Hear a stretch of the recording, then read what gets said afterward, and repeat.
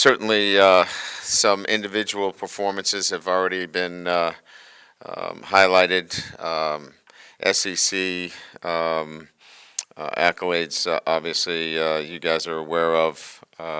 Jay Ward, BJ Ojolari, defensive back and defensive lineman player of the week in the SEC. We're proud of their accomplishments and like to note those accordingly when those kinds of performances are highlighted. It's very difficult to be a player of the week in this conference, and we like to give them due notice when they are outstanding performances like that.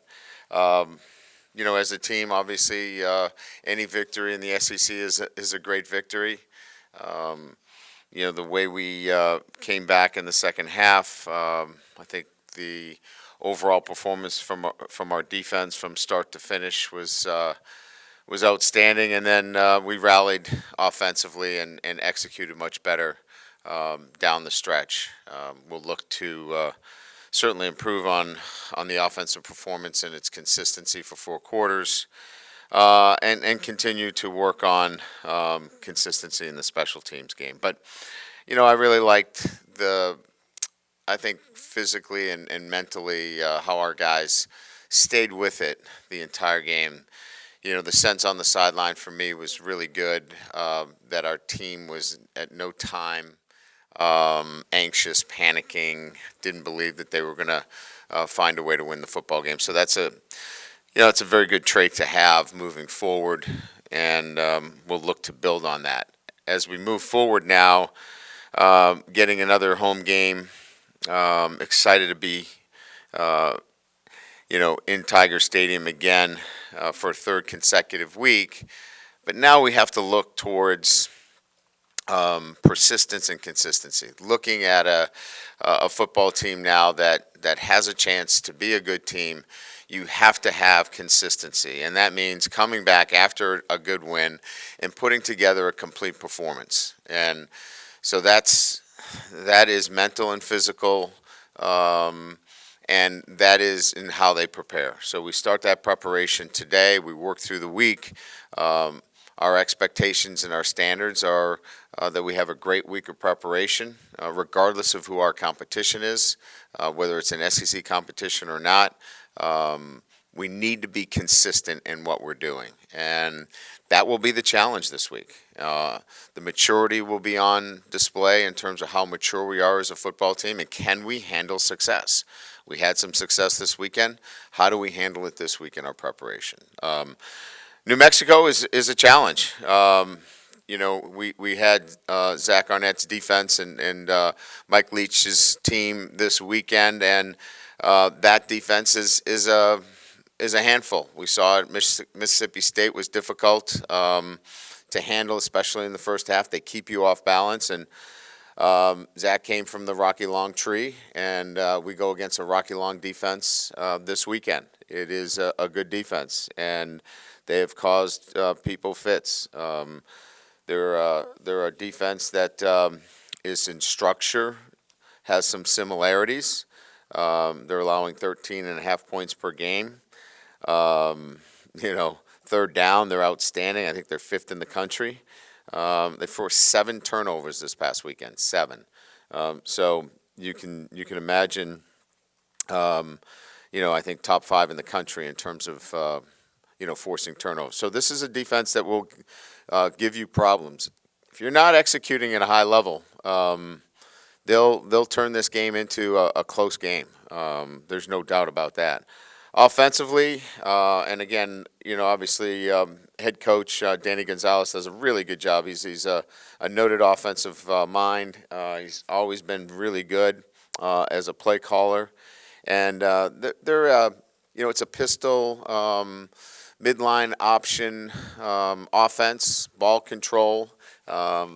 They've got some talented players on the perimeter, and it's one where obviously they're playing. Obviously good defense and very opportunistic on the offensive side of the ball. So Kendrick is the quarterback from Kansas. He transferred in. athletic, and we'll have to do a really good job with our option responsibilities. But again, I think, as I mentioned, a lot of this is in our preparation and consistency and how we handle things going into this weekend. So with that, we'll open up to questions. Yeah, hey Coach, Glenn West, Go 247. You talked about the conditioning of your team through 4 quarters on Saturday. I'm just curious, is this kind of the point in the season where that really gets to show just how good of conditioning you guys are in, and just what does that look like in season in terms of keeping those guys as physically healthy, I guess, when you get to SEC play? Yeah, I think it's how you practice. We don't condition during practice or after practice, so it's a matter of managing the practice structure itself, that you are getting your team to a workload that the games become easier, and then you start to see that in the third and fourth quarter where you can wear down your opponents. We're weight training during the season, and it's not a maintenance program. It's a program that we're not putting our guys in a compromising position where they've got too much weight on the bar, but we're being powerful with our weight training, and really intentional about trying to get our guys stronger during the season. So we want to continue to add strength. We want to continue to condition our players, but also with an eye towards making sure that their workload is such that they can be their best on Saturday. Hey, Brian. First off, we didn't get a check last week on Anthony Bradford's status. Just want to see where he's at. But also, with the tempo stuff, I mean, is it as simple as, hey, tempo's working, play tempo, or is there other considerations as to why maybe you pick your spots and haven't done it in the first half as much? Anthony is activated for this week. He's in a competitive situation with the guard position, but certainly we'll have an opportunity to earn playing time this week. Yeah, it's not as simple as just say, hey, let's go tempo, and all of our problems have been erased. I think I kind of alluded to some of them. Having 3 different offensive line combinations require a lot of communication. We had 8 penalties, 6 of them were unforced, and 5 of them were communication errors. So we've got to clean up communication, cadence, rhythm, and so tempo takes some of that out of the mix, so to speak, and that you can just go fast and not have to worry about it. I think at times we have to think in terms of correcting the gross errors instead of trying to correct everything at the line of scrimmage. We've been a little bit maybe too detailed, and we just got to play. And then when you play a faster pace, there are some things you just can't account for. And I think maybe we've overcoached it a little bit, and I think we're trying to find our sweet spot as to, what are the things that we just have to live with and really do a good job of getting ball out of our hands. Coach, what are your assessments of Jaden so far this year? You were very specific in the postgame about opening up. How does he take that coaching in the game, during the week, et cetera, and how does he take it to the field? Yeah, I love coaching somebody that is open to the dialogue during the game. You can have conversations with him during the game, and he can make the corrections in game. Some can't, and so you just don't even try to do those things. But Coach Sloan is talking much more conceptual. I'm trying to deal with some technical things, on the sideline, because sometimes I don't have the big conceptual picture from the sideline. So, he's handling both ends of that, where, Coach Sloan is talking about some concepts and some different looks, and I'm trying to really focus on some specific things. And, I think that that's worked out pretty good, and he handles both of those conversations really well. Right, on your left. How did Emory Jones do in his first start? Are you still rotating on the offensive line? I would say that he exceeded expectations. Look, he's not going to be perfect, but he's active. He's got great feet, and he is a great open field tackler.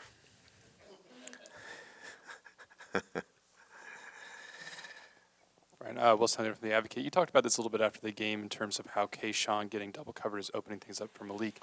At the same time, do you feel like you guys need to do some different things to get Kayshawn going, or is that just going to kind of have to maybe live with that a little bit?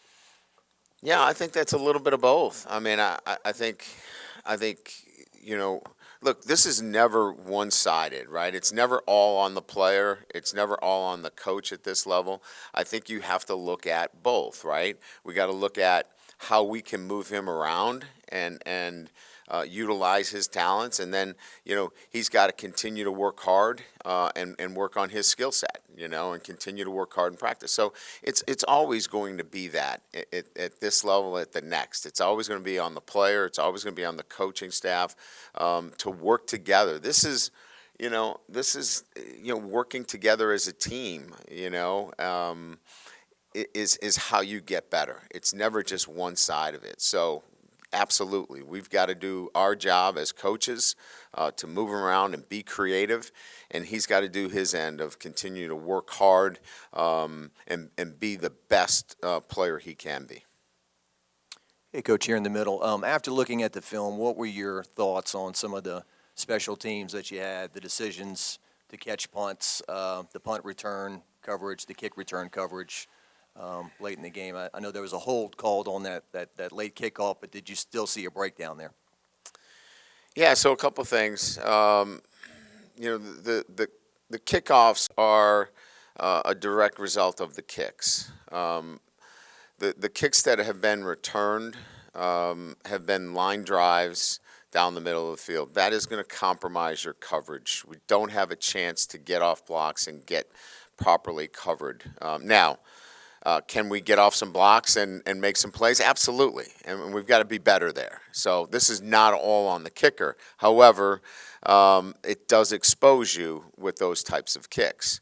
As it relates to the fielding of the punts, we got to coach better. I mean, and I've got to be involved in that and make sure that those guys are absolutely clear in terms of they cannot move their heels, past the 10-yard line. Greg obviously lost track of where he was. He's a young player. We've got to do a better job coaching him there. The one that he tried to field, he felt like it hit one of our players. Look, when you're looking at it, it's close, but again, that goes to awareness, and maybe we could have coached him better if he saw some Mississippi State players, moving towards the ball. Maybe that's the cue that he falls on it. If he doesn't see a Mississippi State player going to it, maybe he stays away from it, and I think we can do a better job coaching that too. Hey, Coach, right here. How do you think the run game has been improving kind of steadily so far this year, and how impressed are you with your backs? Yeah, look, I mean, I think last week we talked about, run efficiency and where is that as it relates to, week 2. And I said, I really can't tell you until we start SEC play. Our run efficiency was much better. When we needed to run the football, we were able to do that, to close out the football game. So I'm pleased with the efficiency of being able to run the ball in short yardage situations, to close out games inside, the 10-yard line, what we call, our white and blue zone. We've been effective running the football there. And then our backs are kind of what we expected. They're all going to contribute in some fashion, and I think they all did. I think they all lended themselves to, what we're doing from an offensive perspective. Getting Emory back helped. You saw him catch the ball out of the backfield. He was really good in pass protection, and I think he'll get better as he continues to get reps, and he'll add to the depth of that position. Ryan, kind of circling back to the special teams question, as you said, maybe it was an effort. He thought that something happened, so he's trying to jump on the ball. Player feels the punt, maybe trying not to let them get the good field position. Can you live with or accept errors of that involve effort? I mean, can you live with that a Absolutely. little better? Yeah, as he came off and my first reaction is, what are you doing, right? And as he explained his position on it, you really can't come back with anything else other than, okay, let's take a look at it on film. Maybe we can help you with that decision making in the future. But he's trying to make the right play, and those are about as gray as they come within special teams. Moving off your spot at the 10-yard line, that's a little bit different. That has to be coached, and there's got to be more discipline in those situations. So there are going to be some of those gray areas. We just need to be better all over the place, and that falls on Brian, that falls on me. We all have to do a better job then, and our players have to commit themselves and understand how important special teams is. It was a great play by Slade, and the hang time was terrific. It was 4.5 plus, gave us the opportunity to be in position to make the play necessary to obviously get a big play. Hey, Coach. Liam Haley from KLSU Sports here. With how well Howard Perkins played as an edge rusher on Saturday, can we expect him to see a bigger role for him, let's say in edge rushing or blitzing in general?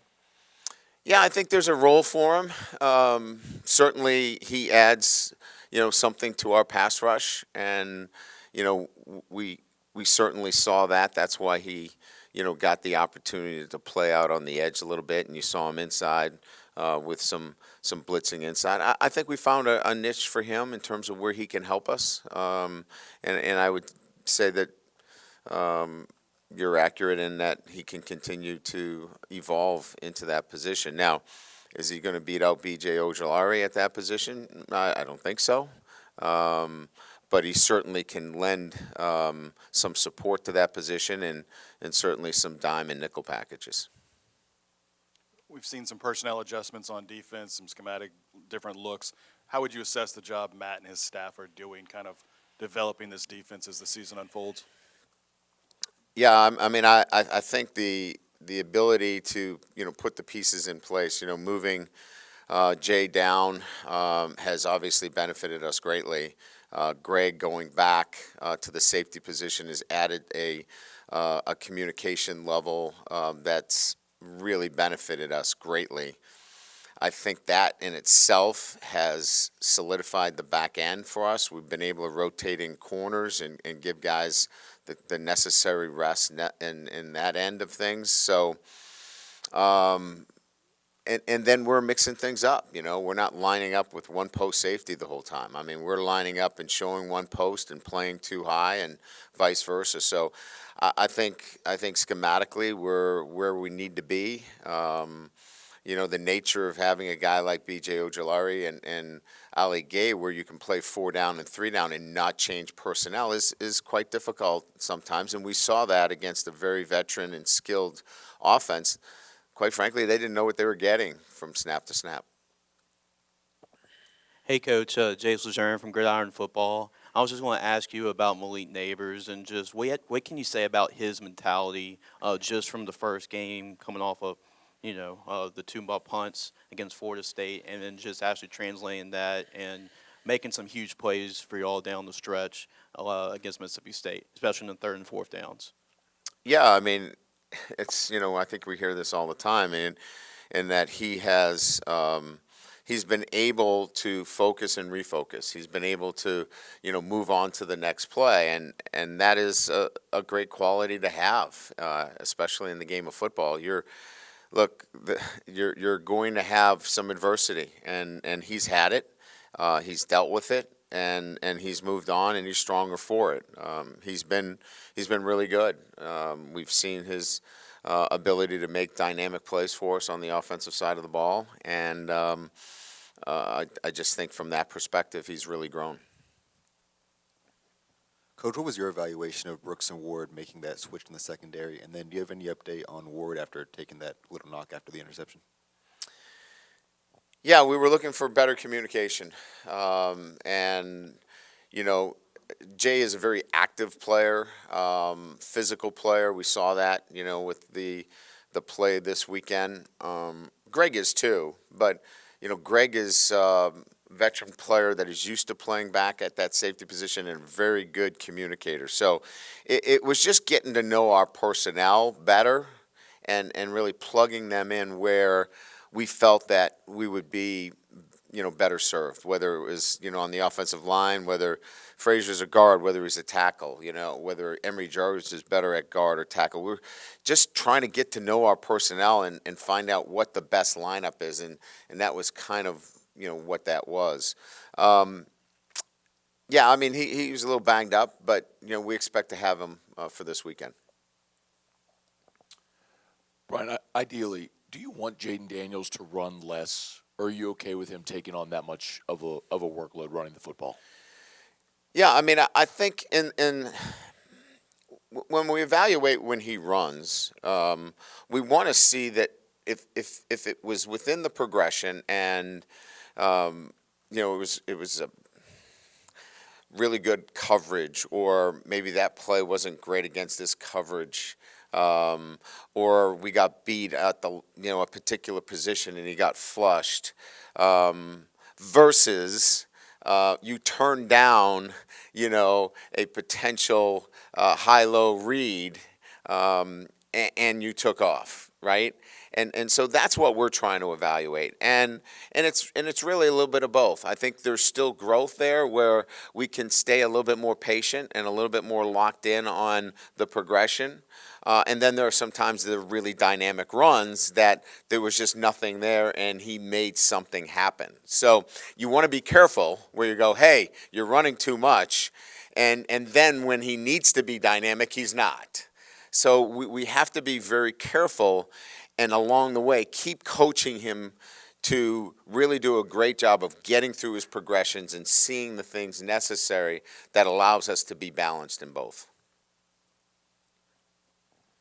Brian, obviously you were really high on Mason Taylor in the preseason. Just how would you evaluate what he's done so far? What is it kind of about him and his skill set that's allowed him to play and sort of take over that role as a freshman?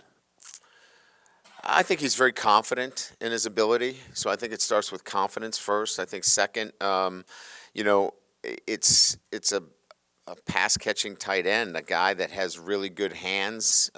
His ability to run after the catch, extremely athletic. So I think it's skill set, confidence, and he's put on the necessary size to, go into traffic and make some plays. We didn't find him very well on Saturday. Maybe a couple of freshman mistakes. He stepped out of bounds on an arrow route where, he needs to know where he is. But, those, I'm okay with those. That's a learning curve. And those are great opportunities to point out to a freshman that he's not going to make that same mistake twice. But I would say confidence, and then just the physical attributes that he has. Hey, Coach, down here. I was sort of curious as to how do you think John Emery sort of fared in his first game back, and how was he feeling sort of after the game after not having played for over a year? He was elated after the game that he actually played football for the first time in a long time.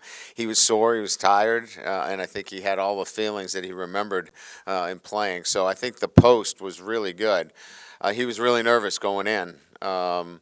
But I thought he, afforded himself very well. I thought he ran with pretty good vision for a guy that hadn't played in a while. I talked about rust. There was some, but again, I think all in all, caught the football, played with low pads, and he'll get better. So I thought a good first game for him. Coach, you have four right here. Oh yeah, sorry. In the front. You have 4 place kickers on your roster. How have you seen the recruiting landscape for kickers change over the years, and have you ever changed kickers mid-season? I think I have changed kickers in mid-season. I'm not interested in changing kickers right now. I think our kicking situation is much more technical than it is anything else. We've just got to clean up some technique. But we've got a scholarship kicker as well. We've got a transfer from Northwestern who's talented as well in Finnison. So Dybert, Finison, Ramos, Peyton Todd's a really good punter. I mean, we're pretty deep in kickers. Bramlett obviously, punted the ball very well. So I really think that there's some great depth there. But we're not going to say there's never competition at the position. If we feel like, we need to make a change in a particular area, for example, we got to change kickoffs versus field goals, extra point, we'll consider all of those things for the betterment of the football team. Great, thank you.